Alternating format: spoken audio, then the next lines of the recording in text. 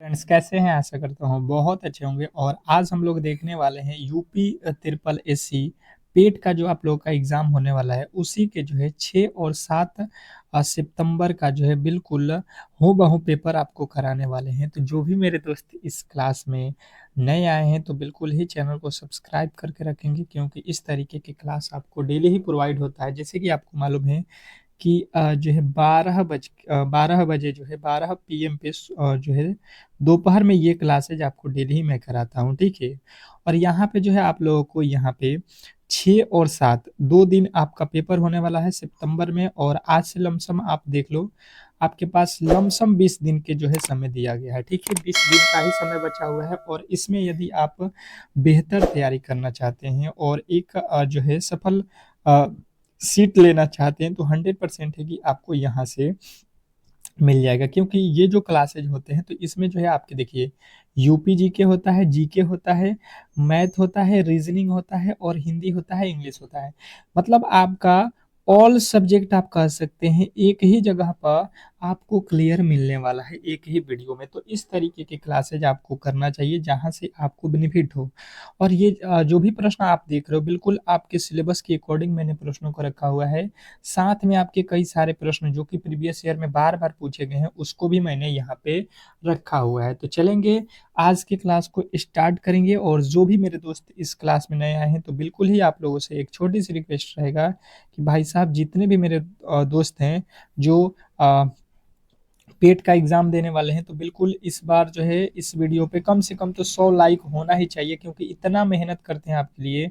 और ये सारे के सारे क्लास आपको अगर फ्री में दे रहे हैं तो आपका भी दायित्व बनता है कि इसको जो है लाइक और शेयर जरूर करें। क्योंकि आप लोग देख रहे हो कि यूट्यूब पे फ्री में कोई भी क्लासेज नहीं देते हैं, ठीक है। इतना अच्छा कंटेंट आपको बिल्कुल पैड कोर्सेज में ही मिलेंगे, और मैं फ्री में दे रहा हूँ, तो बिल्कुल ही आपको सपोर्ट मिलना चाहिए। और देखते हैं कि 100 लाइक होता है कि नहीं। 100 लाइक होगा तो दूसरा इसका जो है मॉडल सेट हम लोग लाएंगे। ये पहला मॉडल सेट रहेगा आज का आप लोगों का, ठीक है। तो चलिएगा यहाँ पे पहला प्रश्न आज के रीजनिंग का देखिए, कह रहा है कि $75 26 बराबर 4, $69 53 बराबर 7, तो $82 46 बराबर क्या होने वाला है, ये आप लोगों को बताना है। अब जो है बताने की कोशिश करेंगे सभी लोग कि इस प्रश्न का जो है राइट उत्तर क्या होने वाला है।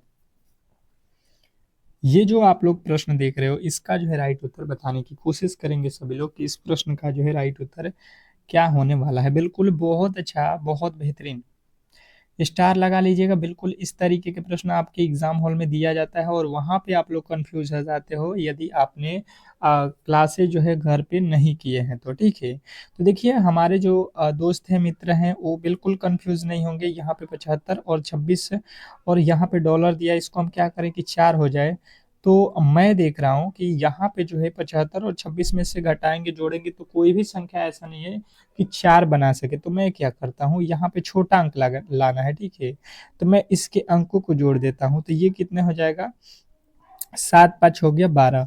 यहाँ पे देखिए ये हो जाएगा 4 और 2, 2 और 6 कितना हो जाएगा 8। यहाँ पे बात समझिएगा। और यहाँ पे आ, क्या है, डॉलर है ना, तो डॉलर को माइनस करते हैं, क्योंकि 4 हमको लाना है तो हम यहाँ पे माइनस कर देते हैं यहाँ पे। तो देखिए यहाँ पे जब माइनस करेंगे हम लोग तो 12 में से 8 घट के 4 आ जाएगा। बात क्लियर समझिएगा।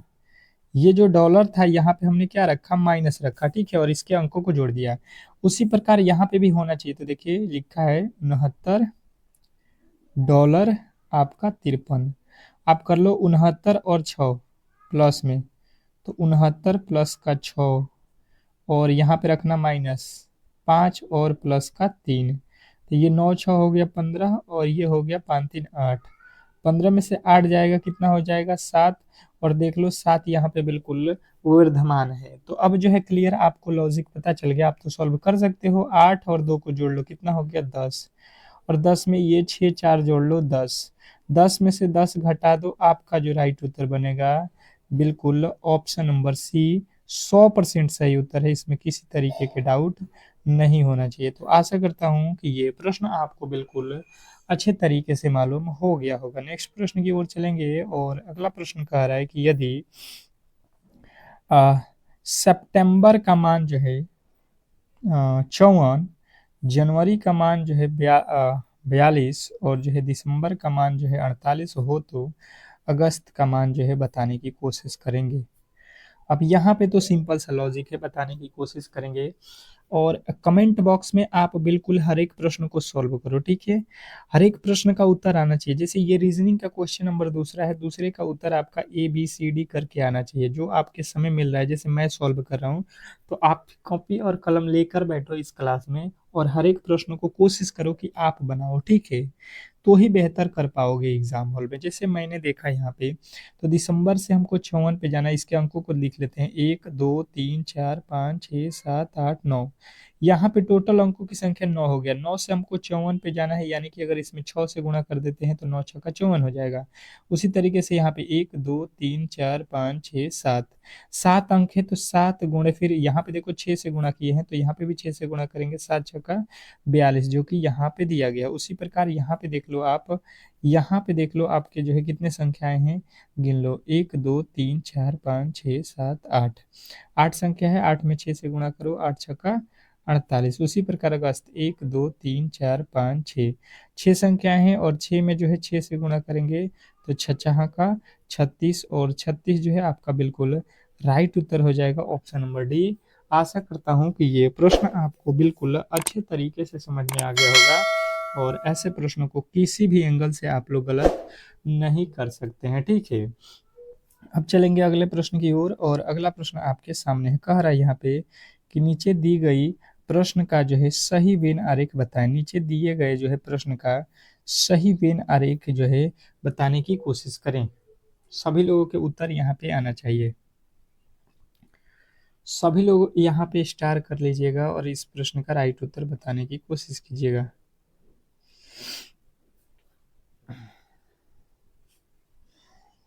बिल्कुल, बहुत अच्छा, बहुत बेहतरीन।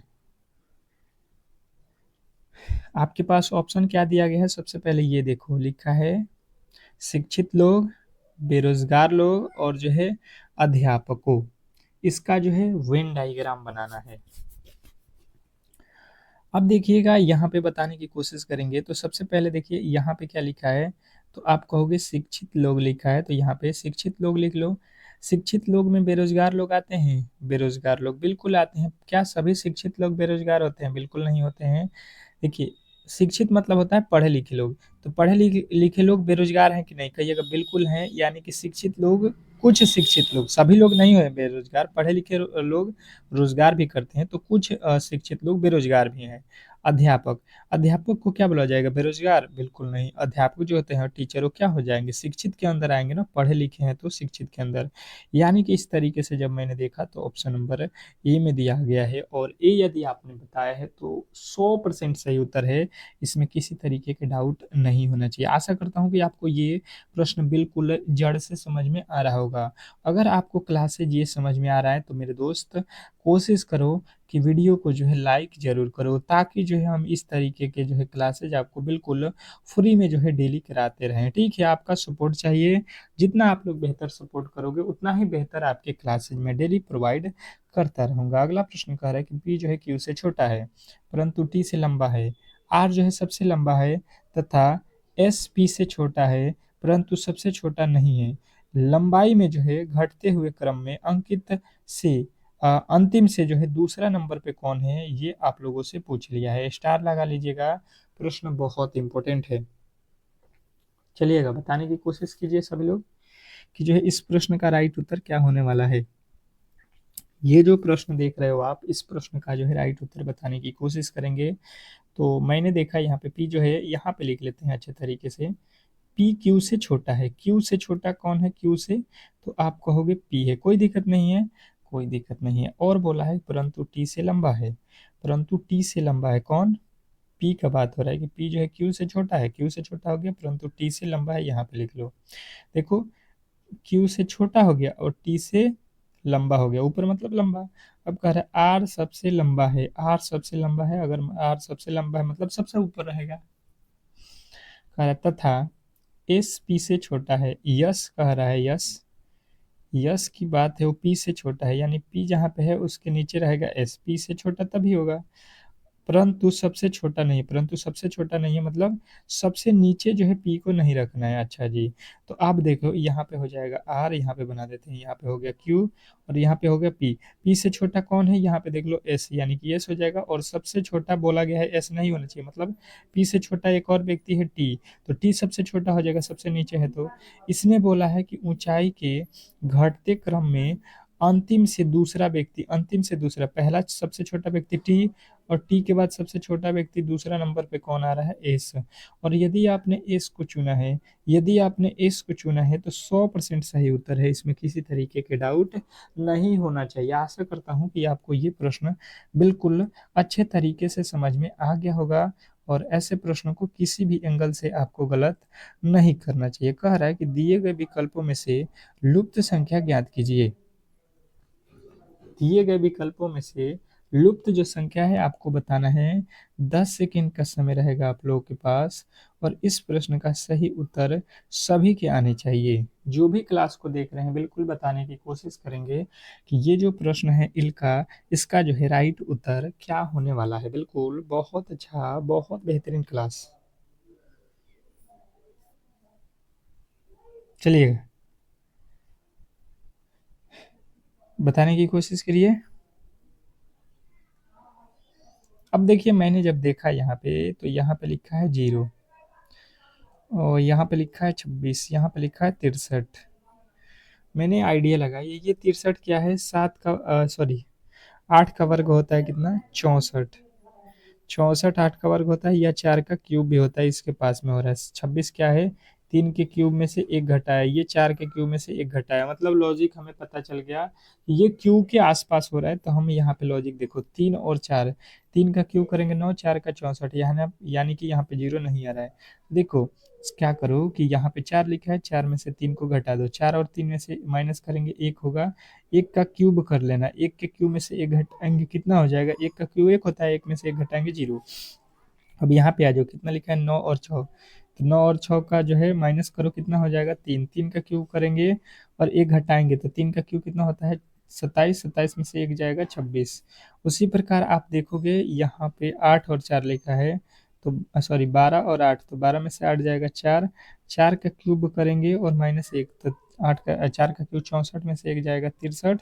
और उसी प्रकार 10 और 12 को कर लो तो 12 में से 10 जाएगा, आप कहोगे 2, और 2 का क्यूब कितना होता है और एक घटा दो तो 2 का क्यूब 8, 8 में से एक जाएगा 7, और 7 जो है आपके बिल्कुल राइट उत्तर हो जाएगा ऑप्शन नंबर बी। आशा करता हूँ कि आपको ये प्रश्न बिल्कुल 100% सही उत्तर है, इसमें किसी तरीके की डाउट नहीं होना चाहिए। ठीक है, नेक्स्ट प्रश्न की ओर चलेंगे और अगला प्रश्न आपके सामने है, बताने की कोशिश करेंगे सभी लोग कि कह रहा है यदि संडे को जो है ये, मंडे को जो है ये, ईयर को जो है ये, थर्सडे को तब जो है क्या लिखा जाएगा। चलिएगा, मैंने इस टाइप के एक प्रश्न आपको सॉल्व कराया हुआ था, तो आप कोशिश करो कि ये प्रश्न भाई साहब आप सॉल्व करो। ये प्रश्न आप सॉल्व करोगे तो ज़्यादा बेटर रहेगा। बताने की कोशिश करेंगे सभी लोग। मैंने देखा यहाँ पे एक 18 लाना है, तो सबसे पहले 1 2 3 4 5 6, इसके अंकों को गिना 6, और 6 में मैंने 3 से गुणा किया तो 6 18।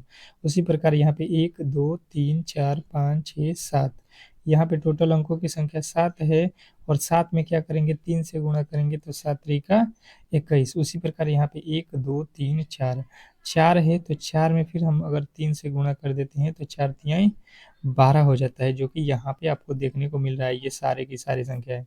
अब बोला है यहाँ पे ट्यूसडे गिन लो, 1 2 3 4 5 6 7 8, और थर्सडे का मीनिंग में कितने वर्ड हैं 8, 8 का 3 गुना 8 तरीका 24। और भाई साहब जिन्होंने ऑप्शन नंबर डी को चुना है, जिन्होंने भी डी को चुना है 100% सही उत्तर है उनका जो है बिल्कुल राइट उत्तर है। नेक्स्ट प्रश्न की ओर चलेंगे और अगला प्रश्न आपके सामने है, बताने की कोशिश करेंगे सभी लोग।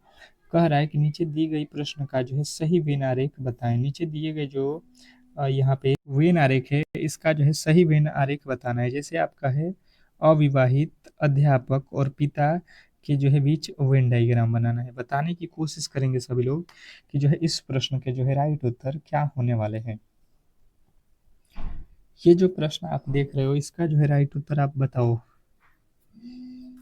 अब देखिएगा यहाँ पे हम लोग किस तरीके से सॉल्व करते हैं। अब देखिएगा यहाँ पे हम लोग अच्छे तरीके से यहाँ पे किस तरीके से सॉल्व करते हैं। जैसे यहाँ पे लिखा है अविवाहित, ठीक है, अविवाहित लिखा है, इसका वेन डायग्राफ यहाँ पे। उसके बाद से अविवाहित अध्यापक, क्या अध्यापक के जो है यहाँ पे अविवाह हुआ होता है? आप कहोगे अध्यापक जो होते हैं वो क्या होते हैं, अविवाहित भी होते हैं और विवाहित भी होते हैं। सभी अध्यापक अविवाहित नहीं होंगे और सभी अध्यापक विवाहित भी नहीं होंगे। तो आधा आधा यहाँ पे कुछ वाला लॉजिक लगाएंगे। फिर पिता, पिता क्या अध्यापक होते हैं? पिता का अध्यापक होंगे, बिल्कुल, कुछ पिता अध्यापक होंगे, ठीक है। कुछ पिता क्या हो जाएंगे, अध्यापक हो जाएंगे। सभी के सभी पिता अध्यापक नहीं होते हैं। बिल्कुल आप कहोगे ऑप्शन नंबर ए जो है आपका बिल्कुल 100% सही उत्तर है, इसमें किसी तरीके के डाउट नहीं होना चाहिए। नेक्स्ट प्रश्न की ओर चलेंगे और अगला प्रश्न आपके सामने है, कह रहा है यहाँ पे कि एक विशिष्ट कुट भाषा में बैड को जो है 7 लिखा जाता है तथा सैप को जो है 9 लिखा जाता है, तो इस कुट भाषा में बैन को जो है किस प्रकार से लिखा जाएगा, बताने की कोशिश करेंगे सभी लोग। सभी लोग बताएंगे कि जो है इस प्रश्न का राइट उत्तर क्या होने वाला है। बिल्कुल, बहुत अच्छा, बहुत बेहतरीन। सभी के उत्तर आने चाहिए जो भी क्लास को देख रहे हैं। बिल्कुल यहाँ पे जो है आप कोशिश करो, देखिए किस तरीके से बनाए। यहाँ पे देखो बी का कोड होता है 2, ए का कोड होता है 1 और डी का कोड होता है 4। इन सभी को जोड़ दो, कितना हो जाएगा, 4 3 7। बिल्कुल यहाँ पे दिया है। आप यहाँ पे आ जाओ, एस होता है, यस होता है कितना पे, 19 पे ना, प्लस ए होता है 1 पे, पी होता है 16 पे, ये जोड़ लो कितना हो जाएगा, 36। पर यहाँ पे लिखा है 9, बात तो यहाँ पे बिगड़ गया। तो हम क्या करेंगे कि इसके अंकों को जोड़ लेते हैं। 6 3 कितना हो जाएगा, 6 और 3, 6 3 अंक है 36 में, तो 6 3 9 कर दिया, यानी कि एक अंक में बनाना है, ठीक है। 2 अंक में आता है तो उसको एक अंक में बना दिया। यहाँ पे देख लो बी होता है 2 पे, ए होता है 1 पे, एन होता है 14, 14 1 कितना हो गया, 15 2 17 हो गया। 17 में कितने अंक है, एक और दो, 1 और 7 मिलके कितना हो जाएगा, 8 है। और 8 यदि आपने बताया है ऑप्शन नंबर जो है ए, तो बिल्कुल 100% सही उत्तर हो जाएगा, इसमें किसी तरीके का डाउट नहीं होना चाहिए। अब चलिएगा यहाँ पे जीके जीएस के प्रश्नों की ओर और फटाफट से जीके के प्रश्नों को देख लेते हैं। कह रहा है कि सिराज ए हिंद किस नगर को कहा जाता है? सिराज ए हिंद किस नगर को कहा जाता है? वेरी वेरी इंपॉर्टेंट प्रश्न है आपके एग्जाम के लिए, और बिल्कुल ये प्रश्न आपको देखने को मिलेगा एग्जाम हॉल में। तो जिन्होंने भी बताया है यहाँ पे, जिन्होंने भी इस प्रश्न का राइट उत्तर बताया है वाराणसी, बिल्कुल राइट उत्तर हो जाएगा ऑप्शन नंबर जो है डी। नेक्स्ट प्रश्न की ओर चलेंगे और अगला प्रश्न कह रहा है कि आगरा नगर की जो है स्थापना किसने की? आगरा नगर की जो है स्थापना किसने किया है, ये आप लोगों से प्रश्न में पूछा गया है। तो जिन्होंने भी बताया है यहाँ पे सिकंदर लोदी, बिल्कुल 100% सही उत्तर हो जाएगा ऑप्शन नंबर चौथा, यानी कि डी। चलिएगा यहाँ पे आपको किसी भी प्रश्न का उत्तर मालूम है तो बिल्कुल बताते चलिएगा और क्लास को लाइक शेयर करते चलिएगा, ठीक है। एक बार शेयर जरूर ग्रुप में कर दीजिए, ताकि जो है आप लोगों को यहाँ पे जो है बेहतर तरीके से हम डेली ही क्लासेस प्रोवाइड करते रहेंगे। अट्टाला मस्जिद कहाँ अवस्थित है? अट्टाला मस्जिद जो है कहाँ अवस्थित है, मतलब कहाँ पे है, ये आप लोगों से प्रश्न में पूछा गया है, अट्टाला मस्जिद। तो तीसरे नंबर प्रश्न का जो भी राइट उत्तर बता रहे हैं जौनपुर, बिल्कुल राइट उत्तर हो जाएगा ऑप्शन नंबर डी। अट्टाला मस्जिद कहाँ है, जौनपुर में, ऑप्शन नंबर डी के साथ जाओगे। नेक्स्ट प्रश्न की ओर चलेंगे और अगला प्रश्न कह रहा है कि उत्तर प्रदेश दिवस कब मनाया जाता है? वेरी वेरी इंपॉर्टेंट है, स्टार कर लीजिएगा, क्योंकि यूपी पेट का एग्जाम है। तो बिल्कुल इसमें तो आपके ये बनेगा ही बनेगा, ठीक है। चलिएगा अब देखिएगा यहाँ पे उत्तर प्रदेश का जो है उत्तर प्रदेश दिवस कब मनाया जाता है, तो आपके राइट उत्तर बनेगा 24 जनवरी। 24 जनवरी को जो है उत्तर प्रदेश दिवस मनाया जाता है, ऑप्शन नंबर चौथा या डी जो भी कह लीजिए। अगला प्रश्न कह रहे हैं यहाँ पे कि गार्ड कार्नवालिस की जो है कब उत्तर प्रदेश के जो है किस पद में है, जनपद में है? लॉर्ड कार्नवालिस की कब उत्तर प्रदेश के किस जनपद में है?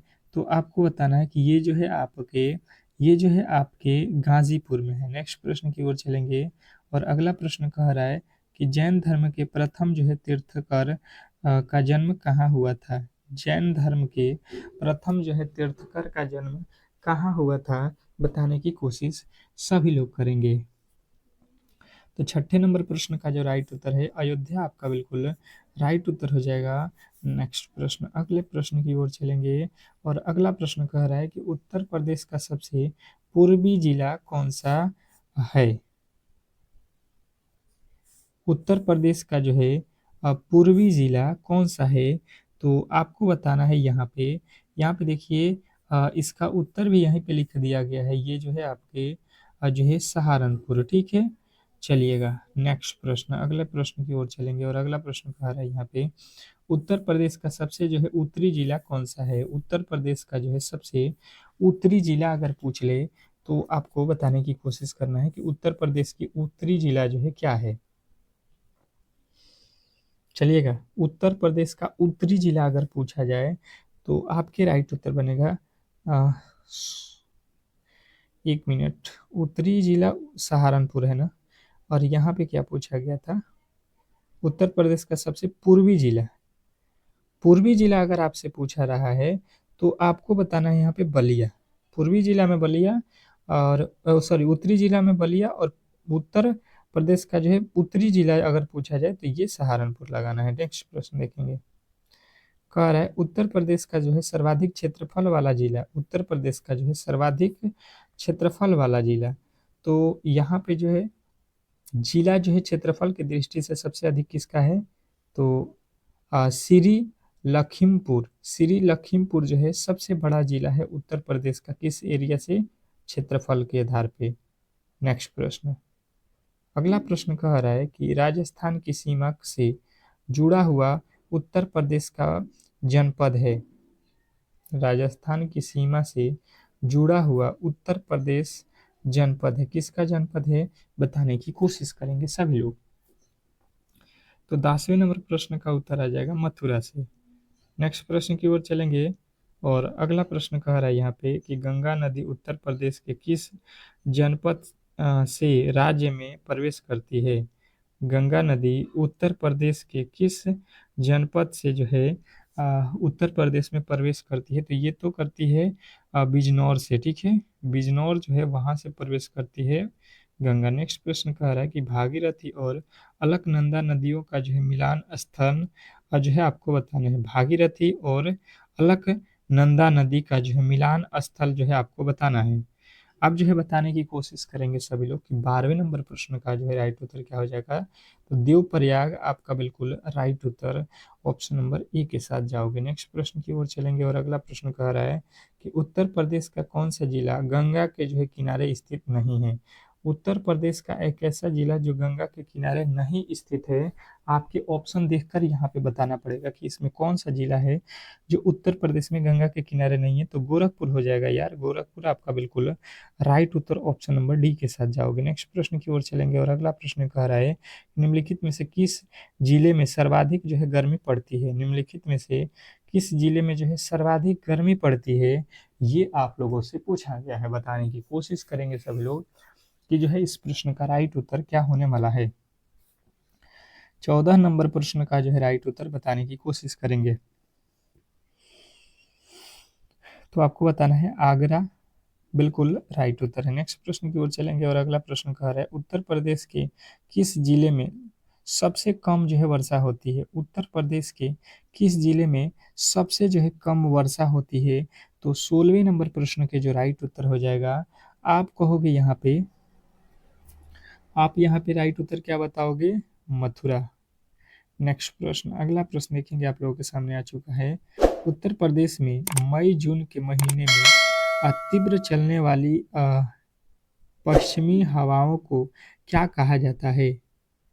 चलिएगा बताने की कोशिश कीजिएगा सभी लोग कि उत्तर प्रदेश में मई जून में जो है तेज चलने वाली हवाओं को क्या बोला जाता है, तो लू कहा जाता है। लू जो आपने सुना होगा, इसमें से आपके किसी भी ऑप्शन नहीं है, ये डी वाला ऑप्शन जो है लू आपको लगाना है। नेक्स्ट प्रश्न देखेंगे आपके सामने आ चुका है कि उत्तर प्रदेश सरकार द्वारा स्थापित प्रथम जो है वन्य जीव विहार कौन सा है। उत्तर प्रदेश सरकार द्वारा स्थापित प्रथम वन्य जीव विहार कौन सा है, तो 18वें नंबर प्रश्न का राइट उत्तर हो जाएगा चंद्र प्रभा। नेक्स्ट प्रश्न देखिए कह रहा है यहाँ पे कि उत्तर प्रदेश का पहला टाइगर रिजर्व कहाँ बनाया गया।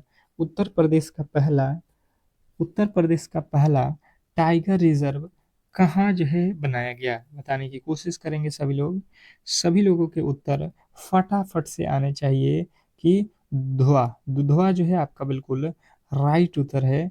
नेक्स्ट प्रश्न की ओर चलेंगे और अगला प्रश्न कह रहा है कि उत्तर प्रदेश का पहला जो है टाइगर रिजर्व, ये तो दुधवा हो गया। नेक्स्ट प्रश्न यार एक ही बार रिपीट हो गया।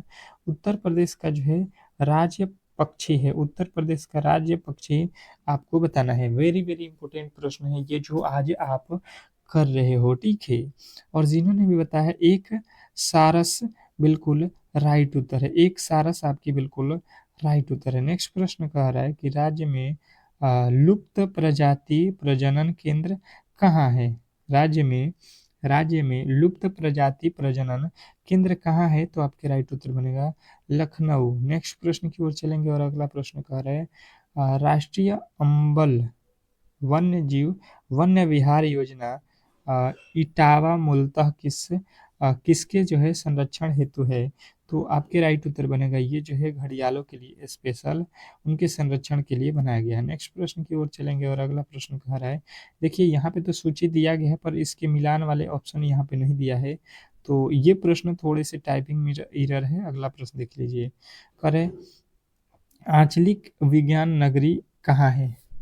आंचलिक विज्ञान नगरी कहाँ है, तो 25वें नंबर प्रश्न का जो है राइट उत्तर कहोगे लखनऊ। ज़्यादातर आपके उत्तर लखनऊ में होंगे क्योंकि उत्तर प्रदेश से रिलेटेड है और उत्तर प्रदेश की राजधानी जो है आपके लखनऊ है, तो यहाँ से प्रश्न आपके ज़्यादातर जो बनेंगे वो लखनऊ ही हो सकते हैं, ठीक है। ये भी आप दिमाग लगा सकते हैं। अगला प्रश्न कह रहा है उत्तर प्रदेश में बायोटेक नेटवर्किंग फैसिलिटी कहाँ है।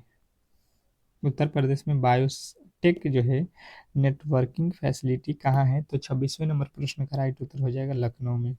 नेक्स्ट प्रश्न की ओर चलेंगे और अगला प्रश्न कह रहा है किस जनपद में सेरीकल्चर के लिए स्थान चिन्हित किया गया है। बताएंगे कि किस जनपद में सेरीकल्चर के लिए स्थान चिन्हित किया गया है, तो आपके राइट उत्तर बनेगा यहाँ पे ललितपुर। ललितपुर जो है आपका बिल्कुल राइट उत्तर है। नेक्स्ट प्रश्न देखिए कह रहा है उत्तर प्रदेश की जनसंख्या अधिक है।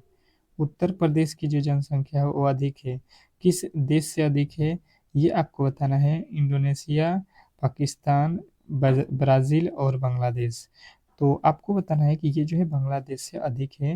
नेक्स्ट प्रश्न, अगला प्रश्न देखिएगा और अगला प्रश्न आपके सामने है। अगला प्रश्न कह रहा है यहाँ पे कि उत्तर प्रदेश में मान्यता प्राप्त स्टॉक एक्सचेंज कौन सा है, ये आप लोगों से पूछा जाए तो आपके राइट उत्तर यहाँ पे बनेगा ये है कानपुर में। नेक्स्ट प्रश्न की ओर चलेंगे और अगला प्रश्न कह रहा है कि उत्तर प्रदेश कृषि अनुसंधान परिषदों की जो है स्थापना कहाँ की गई, तो उत्तर प्रदेश कृषि अनुसंधान परिषदों की जो है स्थापना आपको बताना है कि ये किया गया है लखनऊ में।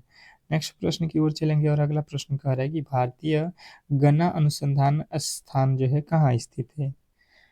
भारतीय गन्ना अनुसंधान संस्थान कहाँ है, तो 31वें नंबर प्रश्न का राइट उत्तर हो जाएगा लखनऊ में। नेक्स्ट प्रश्न की ओर चलेंगे और अगला प्रश्न कह रहा है कि Uttar Pradesh agro industrials corporation की स्थापना कब हुई, तो आपको बताना है कि ये हुआ है आपका 1967 में। नेक्स्ट प्रश्न की ओर चलेंगे और अगला प्रश्न कर रहा है उत्तक संवर्धन प्रयोगशाला कहाँ है, आपको यहाँ पे ये बताना है, तो यहाँ पे आपको बताना है कि ये है आपके लखनऊ में, ठीक है।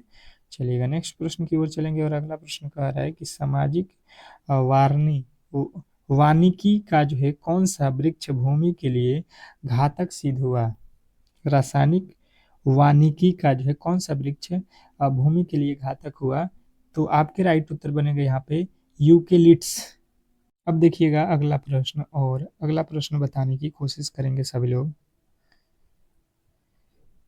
अगला प्रश्न कह रहा है यहाँ पे कि उत्तर प्रदेश का पहला जो है ग्राम वन जो है जनपद में है, किस मतलब जनपद में है। उत्तर प्रदेश का पहला जो है ग्राम वन किस जनपद में है, तो आपके राइट उत्तर बनेगा यहाँ पे मिर्ज़ापुर में। नेक्स्ट प्रश्न देखिए कह रहा है कि देश में पशुधन की जो है दृष्टि से उत्तर प्रदेश का जो है कौन-सा स्थान है? देश में पशुधन की दृष्टि से उत्तर प्रदेश का कौन-सा स्थान है? तो आपको बताना है ये फर्स्ट स्थान है, पहला ही स्थान है। नेक्स्ट प्रश्न, गोकुल पुरस्कार योजना का जो है संबंध है, गोकुल पुरस्कार का जो है योजना किससे है? दूध उत्पादन से है। नेक्स्ट प्रश्न की ओर चलेंगे और अगला प्रश्न कह रहा है पशु जैविक औषधि संस्थान कहाँ है? पशु औषधि जो है संस्थान कहाँ स्थित है? तो आपके राइट उत्तर बनेगा 38वें का जो है लखनऊ में। नेक्स्ट प्रश्न की ओर चलेंगे और अगला प्रश्न कह रहा है यहाँ पे कि उत्तर प्रदेश में चारा बैंक कहाँ जो है स्थापित किया जा रहा है? उत्तर प्रदेश में पशु चारा बैंक कहाँ स्थापित किया जा रहा है?